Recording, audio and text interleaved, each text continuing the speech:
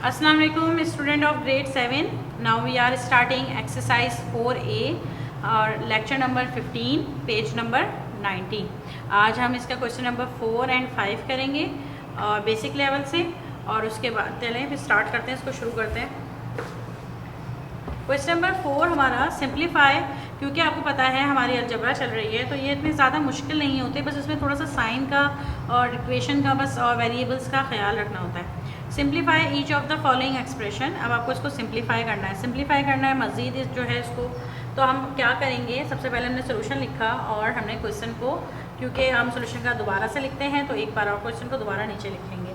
तो हमारा क्वेश्चन था 5x + 22 - 6s - 23। तो हमने सब पहले लिखा 5x + 22 - 6x - 23।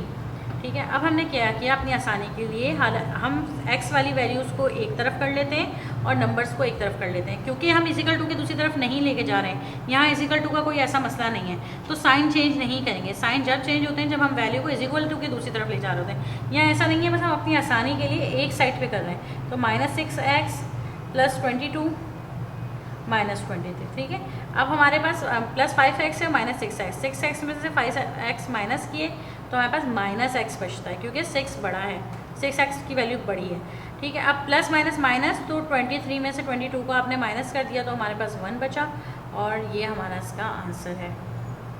ये सिंप्लीफाई हो गया, सिंपल सा है, इतना कोई इसमें मुश्किल चीज़ नहीं है। और इसी तरह हम इसका B क्वेश्चन करते हैं। सोल्यूशन लिखा आपने, क्वेश्चन को उतारा, +4y। ठीक है, अब हमने x वाले एक साइड पे करने हैं तो हमने 6x यहाँ करा और 3y + 4y, 6x और x हो गए आपके 7x + 3y और 4y 7y, 7x और 7y। हम चाहें तो यहाँ पे कॉमन ले सकते हैं, या क्योंकि दोनों में 7 था तो हमने यहाँ 7 कॉमन लेके x + y लिख दिया। अगर हम यहाँ तक भी करेंगे तो भी हमारा आंसर ठीक है, और अगर हम यहाँ नीचे आके इसको कॉमन लेके भी कर देते हैं तो भी हमारा ठीक है। मतलब दोनों ये आंसर अगर यहाँ पे भी लिख देते हैं तब भी हमारा ठीक होगा। सही है, अब हम जो है वो नेक्स्ट सी पे आ जाते हैं। तो ये कर लेते हैं सिंप्लीफाई सॉल्यूशन। आप इसको खुद से प्रैक्टिस करें, इतना मुश्किल नहीं है, ईजी है। 6xy + 13x - 2yx - 5x। ये प्लस है आई थिंक बीच में, मैं बुक में एक क्वेश्चन चेक कर लूँ। -2yx - 5x। अच्छा, ये कोई चीज़, ये कुछ भी नहीं है, ये कटा हुआ है। ठीक है, अब हम इसको जो है एक जैसी वैल्यू एक साइड कर लेते हैं। 6xy - 2xy + 13x - 5x। ठीक है, अब हमने क्या किया, 6xy प्लस की वैल्यू ये माइनस की, तो 6 में से 2 माइनस किए तो हमारे पास बचे 4xy प्लस के, क्योंकि 6 की वैल्यू बड़ी है। इसी तरह प्लस माइनस माइनस होता है, 13 बड़ा तो प्लस लगा दिया, 13 में से 5 हमने माइनस कर दिए तो 8x बचता है।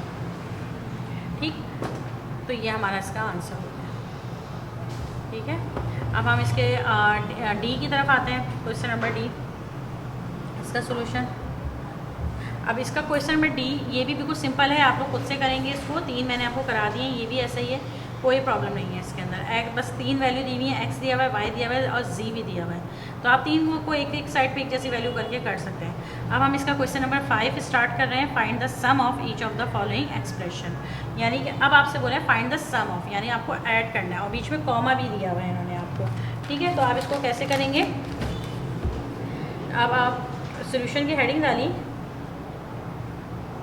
2x + 4y, क्योंकि यहाँ कॉमा डाला था तो ये ब्रैकेट बंद, सम के क्वेश्चन है तो प्लस लगाया और -5y एक ब्रैकेट में लिख दिया। ठीक है, अब हमने क्या किया, अब हम ब्रैकेट को जो है ओपन करेंगे 2x, क्योंकि अब ये प्लस का साइन जो है मल्टीप्लाई होगा आगे जाके, तो ये हमें इससे ये फ़ायदा हुआ ना। आप कहेंगे यहाँ ब्रैकेट बन के यहाँ खोल गया, नहीं, ऐड साइन की चेंज होने से साइन चेंज हो जाती है काफ़ी सारी।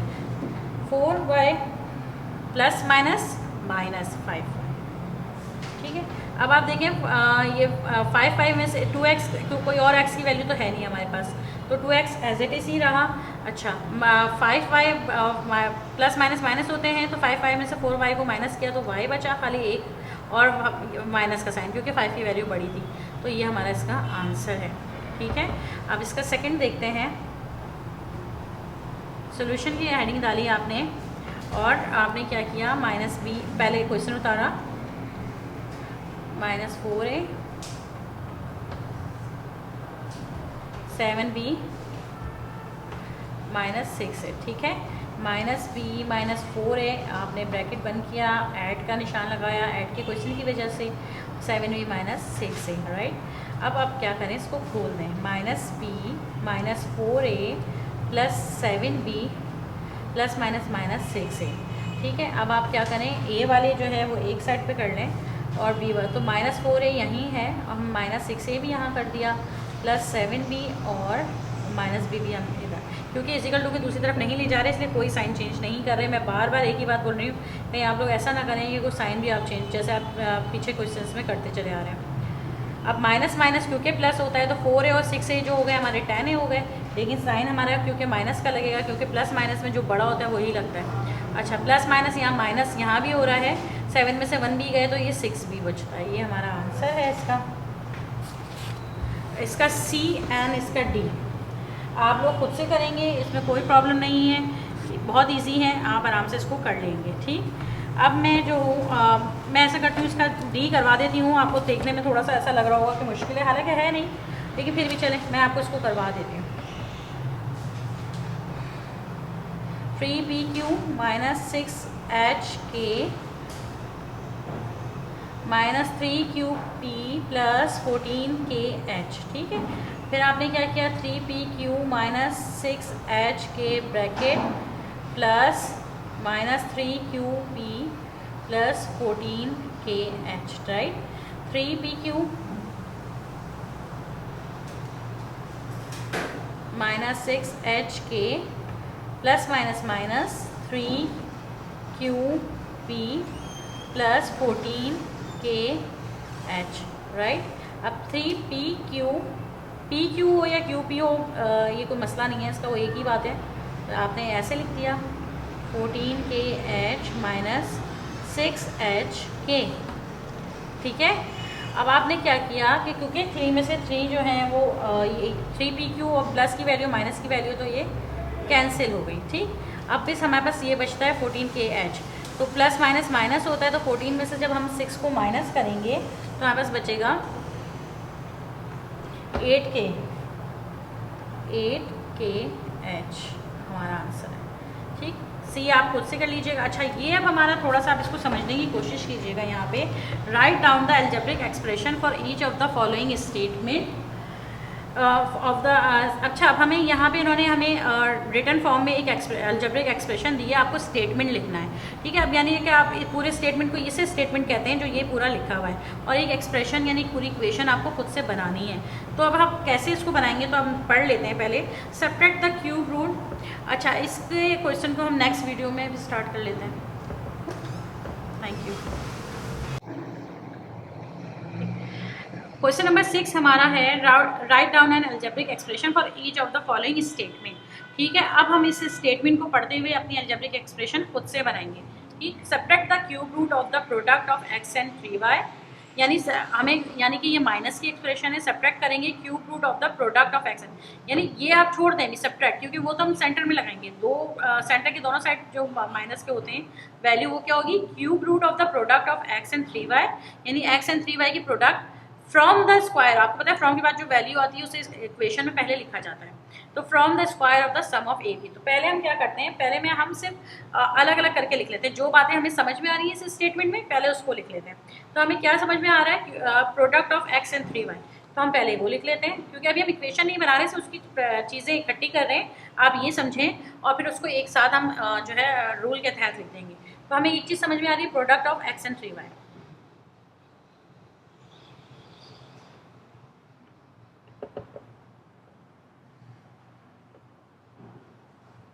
तो हमें क्या, प्रोडक्ट का क्या मतलब होता है, प्रोडक्ट का मतलब होता है मल्टीप्लाई, तो हम x, ब्रैकेट का मतलब भी मल्टीप्लाई, तो हम इसको इस तरह से लिख सकते हैं, और फिर उसके बाद 3xy कर सकते हैं।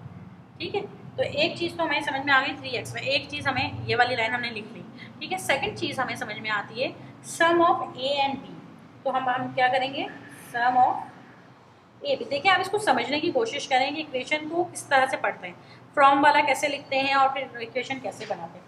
ए एंड बी, तो हमें अच्छा ए और बी को सम, तो ए प्लस बी हो गया, इसका मतलब है इसमें ये लिखना पड़ेगा। ये दो चीज़ें आपको समझ में आ गई। अब इक्वेशन बनाना आपके लिए कोई मुश्किल नहीं है। आपने इन्होंने क्या किया है आपसे, सम ऑफ ए एंड बी।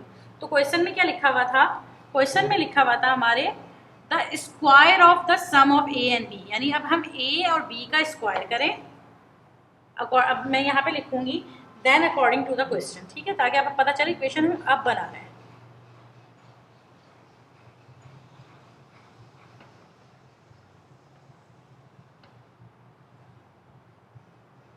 ठीक है, अब इन्होंने बोला था स्क्वायर ऑफ ए बी, तो हम ए प्लस बी का स्क्वायर कर देते हैं। ठीक है, उसके बाद इन्होंने आपसे इस क्वेश्चन में बोला था कि subtract the cube root of the product of X and Y. Subtract, तो अब इसका मतलब बीच में हम सब्ट्रैक्ट का साइन अब लगाएंगे, and the cube root of the product of X and 3y, यानी जो 3xy है उसका क्यूब रूट। तो क्यूब रूट तो इसे कहते हैं, हमें पता है इतनी बार हम कर चुके हैं, 3xy। ठीक है, ये हमारा आंसर हो गया। अब हमारी ये इक्वेशन बन गई इसका मतलब, ठीक है। अब आई होप आपको समझ में आ गया होगा। पहले आपने जो जो चीज़ें उसमें समझ में आ रही हैं वो लिख ली सिंपल फॉर्म में, फिर जो क्वेश्चन में आपसे कहा जा रहा है अकॉर्डिंग टू द क्वेश्चन आपने उसको जो है लिख लिया। ये हमारा आज का लास्ट क्वेश्चन होगा। अच्छा, क्वेश्चन में पूछा गया है the total value of x 20 cent and y $5 note in cents. ठीक है, अब इसको आपके इसकी इक्वेशन बनानी है, तो इसको थोड़ा सा समझने की कोशिश करें। जिस तरह हमारे 1 रुपये के अंदर 100 पैसाज होते हैं, यानी 100 पैसाज मिलके 1 रुपया बनाते हैं, इसी तरह 100 सेंट मिलके $1 बनाते हैं। ठीक, तो अब अगर मैं इसको यहाँ पे आपको डॉलर ऐसे लिखते हैं, $1 कितने में होता है, 100 सेंट्स होते हैं उसके अंदर।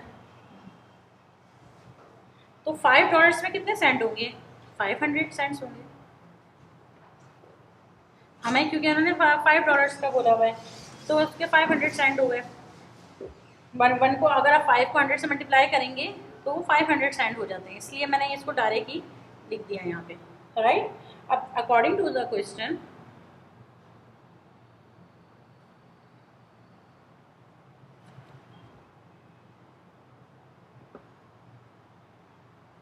according to the question 20x cents plus 500 y cents, ये x है, तो ये हो गया 20x प्लस 500y ब्रैकेट में और सेंट्स इसके आगे, क्योंकि दोनों ही सेंट थे तो हमने बाहर ब्रैकेट के लिख दिया, और ये हमारा इसका आंसर हो गया। ठीक है, ये हमने इसके क्वेश्चन 2 कर लिए हैं। अब हम इसके नेक्स्ट क्लास में जो है हम इंशाल्लाह इसके आगे क्वेश्चन करके 4 को कंप्लीट करेंगे।